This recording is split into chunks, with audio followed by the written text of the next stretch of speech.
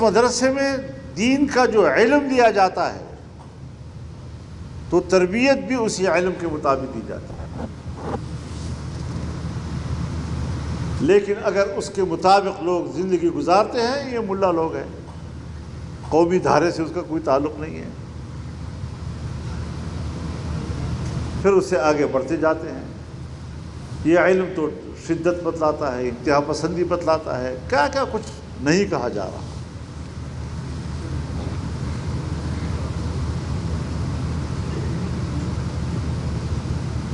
دینی مدرسے کی تعلیم اس کو جرم بنایا جا رہا ہے، دینی مدرسے کو جرم بنایا جا رہا ہے۔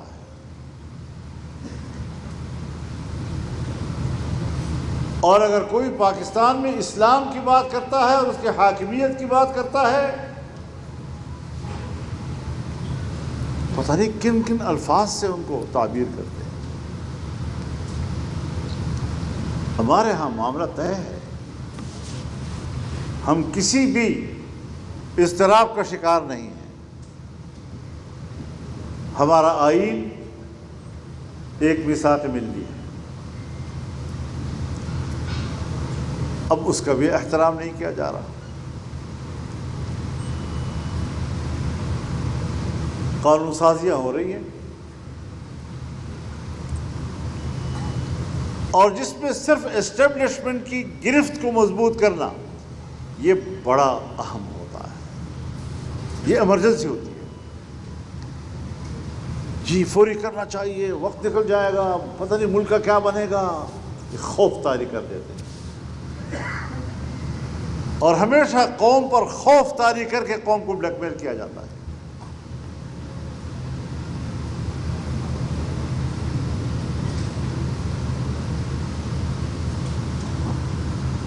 لیکن کبھی 79 سالوں میں اسلام ہماری ترجیح نہیں رہا، اسلامی قانون سازی ہماری ترجیح نہیں رہی، اسلام اور قانون سازی کوئی ہماری ایمرجنسی کبھی بنی نہیں ہے۔ ہو جائے گا، بعد میں کر لیں گے، ٹھیک ہے، کوئی مسئلہ نہیں۔ لیکن ان کی اتھارٹی کو قوم پر مسلط کرنا، پارلیمنٹ کو جعلی پارلیمنٹ وجود میں لا کر اپنی مرضی کی قانون سازیاں کرانا، جس میں آئین کا بھی لحاظ نہیں کیا جاتا۔ ابھی جو چند روز پہلے قانون سازی ہوئی ہے وہ آئین کے خلاف ہے۔ آئین واضح طور پر کہتا ہے آرٹیکل 243 پہ کہ تینوں مسلح افواج کا سپریم کمانڈر صدر مملکت ہوگا۔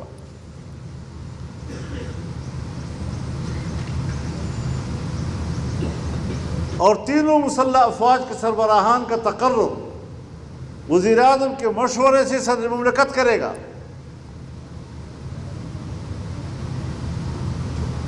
یہ آئین کے الفاظ ہیں۔ اور ہم نے قانون کون سا پاس کیا ہے کہ اب تقرر جو ہے وہ ادارے کا سب سے بڑا جو ہوگا وہ کرے گا، ایک ادارے کا بڑا، یعنی وفاق کا اختیار بھی ہم نے ایک ادارے کے سربراہ کو دے دیا ہے۔ اور آئندہ اگر کوئی تبدیلی یا کوئی قانون و ضابطہ بنے گا تو وہ کابینہ طے کرے گا، وہاں پر بھی پارلیمنٹ کو ہی بائی پاس کر دیا گیا ہے۔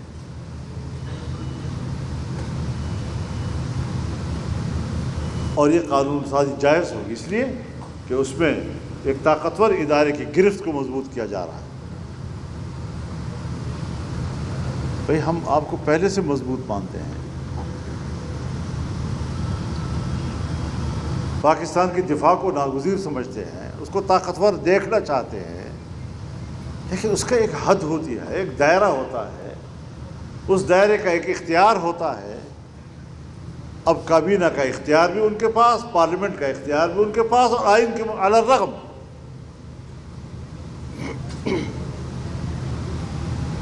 اس کے تو منفی اثرات خود ان اداروں پر، دفاعی ادارے پر پڑ سکتے ہیں، خدا نہ کرے۔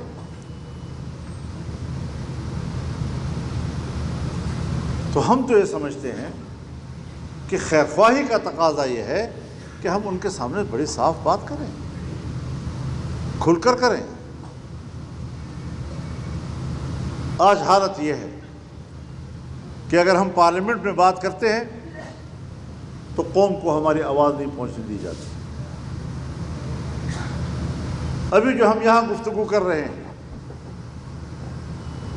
خدا جانے ہمارے الیکٹرانک میڈیا اور چینلوں پر ہماری گفتگو قوم کو سنائی جائے گی یا نہیں۔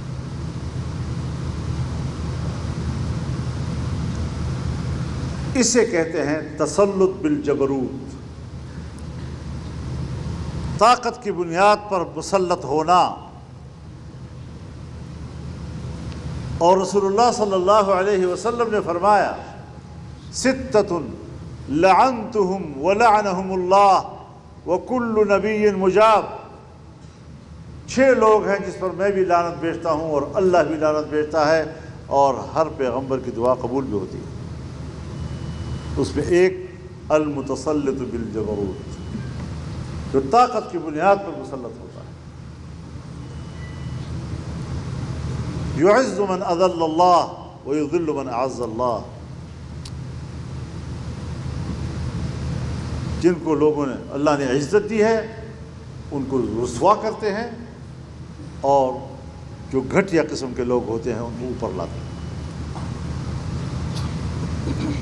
یہ کیا رسول اللہ صلی اللہ علیہ وسلم کی تعلیم ہے۔ قبیلوں کے سردار آئے، رسول اللہ صلی اللہ علیہ وسلم ان کو عزت دیتے تھے۔ آپ نے ایک خاص لباس بنایا کہ جب قبیلوں کے سردار آئے تو اس لباس میں ان کے ساتھ بیٹھتے تھے، اور پھر جو آپ کے ہاتھ پر بیعت کرتے تھے اور کلمہ شہادت پڑھتے تھے تو آپ واضح طور پر فرماتے تھے خیارکم فی الجاہلیہ خیارکم فی الاسلام، جو جاہلیت کے زمانے میں تمہارے بڑے تھے، سردار تھے، وہ اسلام میں آئیں گے تب بھی وہ قبیلوں کے سردار تھے۔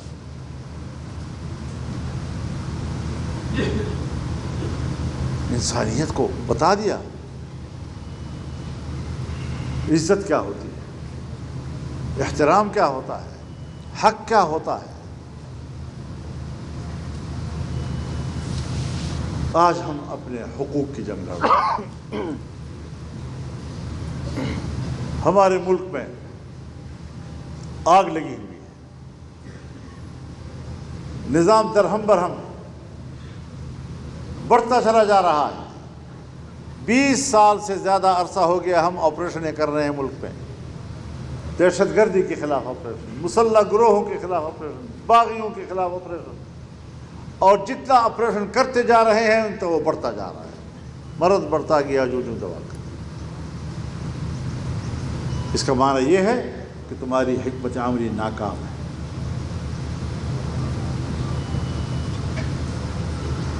اس میں کہیں پر کوئی نقص ہے،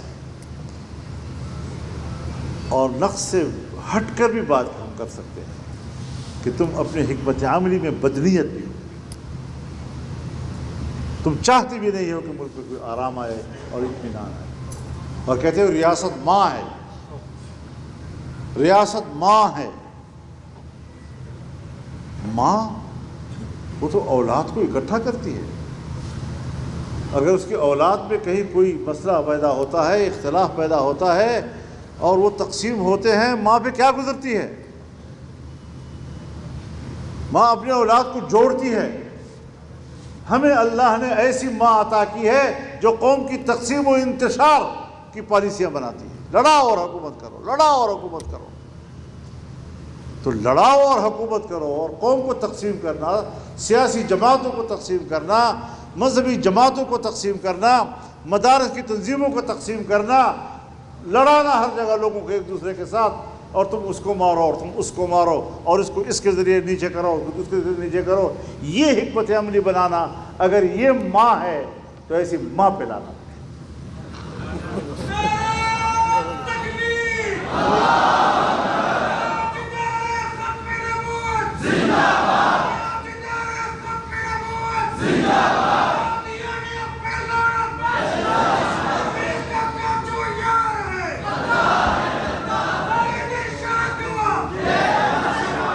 ماں اس طرح ہوتی ہے، ماں کی مامتا تڑپتی ہے اپنے اولاد کے لیے، اس کی خیرخواہی کے لیے، ان کی وحدت کے لیے، وہ اپنے اولاد کو ایک صف میں دیکھنا چاہتی ہے، اس کے دل میں جو اپنے اولاد کے لیے رأفت اور رحمت ہوتی ہے۔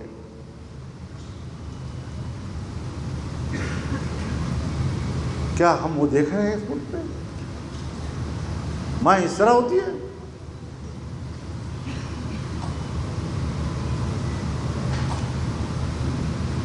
یہ ماں تو نہیں ہوتی، یہ کوئی ڈیڑھ ہوگی۔ ماں بنو، ریاست کو ماں بناؤ، قوم کو ایک قوم بناؤ، اور اس حالت میں کہتے ہیں کہ جو صوبے پہلے سے بنے ہوئے ہیں ان کو بھی توڑو، اب باقی کام رہ گیا صوبوں کو توڑ رہے ہیں۔ کس لیے توڑ رہے ہیں؟ خوبصورت عنوانات قوم کے سامنے رکھتے ہیں، ہر برے کام میں آپ اس کی ایک خوبصورت تصویر بنا لیتے ہیں قوم کے سامنے پیش کرنے کے لیے۔ اب بہت سی باتیں اس کو اصول کے حوالے سے زیر بحث نہیں لے جاتی، عملی حوالے سے، ماحول کے حوالے سے اس کو دیکھا جاتا ہے۔ اور ہمیں تو حکمرانوں کی نیت پر بھی شک ہے کہ 18ویں ترمیم اور اس میں صوبوں کے اختیارات ان کے حلق کا کانٹا بنے ہوئے ہیں، اندر نہیں جا رہا۔ اب آئین کہتا ہے کہ صوبوں کے جو حقوق ہیں NFC ایوارڈ، اس میں اضافہ ہوگا، کمی نہیں ہو سکے گی۔ اب کہتے ہیں یہ تو سارے محصولات صوبے لے جاتے ہیں، تو جب صوبے ٹوٹ جائیں گے تو پھر نیا معاہدہ کرنا پڑے گا، نیا NFC ایوارڈ آئے گا۔ تو ہمارے ملک کے قوموں، مختلف صوبوں، اس کے اندر رہنے والے لوگوں، ان کے حقوق پر ڈاکہ ڈالنے کے لیے تو میں نے یہ بات ضرور کہی ہے کہ وہ کسی کے کوئی سب لحاف میں لیٹا ہوا تھا تو اس کے اندر ایک جواں اس کو لگ گیا، تو جوئے کو تلاش کرنے کی بجائے اور جوئے کو مارنے کی بجائے اس نے رضائی کو آگ لگا دی۔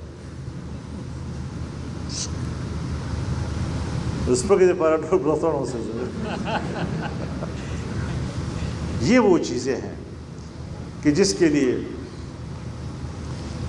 ہم نے یہ تجویز ضرور دی کہ بھائی حزب اختلاف کو کم از کم پھر ٹھیک حزب اختلاف کرنا چاہیے، اس کو منظم ہو جانا چاہیے، پارلیمنٹ کے اندر کچھ مشاورت ہونی چاہیے، اور اسی حوالے سے